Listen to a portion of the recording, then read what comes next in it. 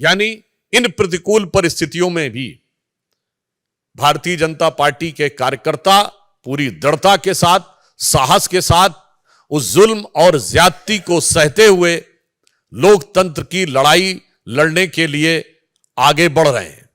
तृणमूल कांग्रेस की सरकार और ममता बनर्जी जी को यह कहना चाहता हूं कि आप याद रखिए कि ये आगजनी का जो खेल, जो हिंसा का खेल आप खेल रहे हैं, यही इससे पूर्व कम्युनिस्ट सरकारें करती थी।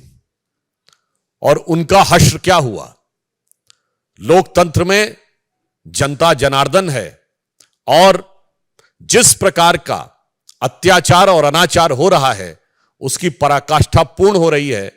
तो मैं उन्हें सुझाव और आगाह करते हुए यह कहना चाहूंगा कि जो अटल जी की कविता की पंक्ति थी कि चिनगारी का खेल बुरा होता है, चिनगारी का खेल बुरा होता है, औरों के घर में आग लगाने का सपना अपने घर में ही अक्सर खरा होता है। तो जो कुछ ये कर रहे हैं, और इसी के साथ मैं समस्त विपक्षी दलों से पूछना चाहता हूं कि लोकतंत्र का जो स्वरूप, हिंसा से घायल स्वरूप दिखाई पड़ रहा है, पश्चिम बंगाल में जो मां माटी मानुस की बात करती थी, वहां भारत मां के विरुद्ध खड़ी हुई शक्तियां प्रबल, माटी खून से सनी हुई और मनुष्यता पूरी तरीके से व्यथित और कलंकित नजर आ रही है। उसके बाद भी किसी विपक्षी दल को इसके लोकतंत्र में कोई समस्या नजर नहीं आ रही। जिस प्रकार के हिंसक और प्राणघातक हमले हो रहे हैं, 25 से 30 ऐसी घटनाओं की तो हम लोगों के पास सूची है जिसमें गंभीर रूप से हमारे कार्यकर्ता घायल हुए हैं और उनके ऊपर प्राणघातक हमले हुए हैं। उससे भी अधिक चिंता का विषय यह है कि राज्य के निर्वाचन आयोग के द्वारा इन सारी घटनाओं के प्रति एक निहायत ही असंवेदनशील और गैर जिम्मेदाराना रवैया इख्तियार करना, जिसकी वजह से न्यायालय जाना पड़ा और न्यायालय के हस्तक्षेप के बाद स्थितियों पर नियंत्रण लगाने का प्रयास किया गया।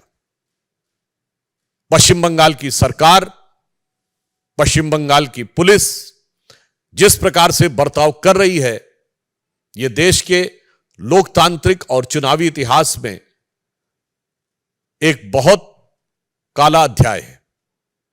एक फैक्ट आपके सामने रखना चाहता हूं कि अंतिम दिन तृणमूल कांग्रेस के 40,000 से अधिक लोगों ने नामांकन किया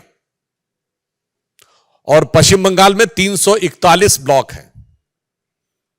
4 घंटे के अंदर यदि 40,000 से अधिक लोग नामांकन करते हैं केवल 341 ब्लॉक में, और इसमें तो अन्य भी दलों के लोगों ने नामांकन किया है अंतिम दिन, ऐसा तो नहीं है कि सिर्फ तृणमूल कांग्रेस ने किया है, लेफ्ट ने भी किया है, कांग्रेस ने भी किया है, हमने भी किया है। यानी औसतन एक व्यक्ति के नामांकन का समय 2 मिनट के आसपास आता है।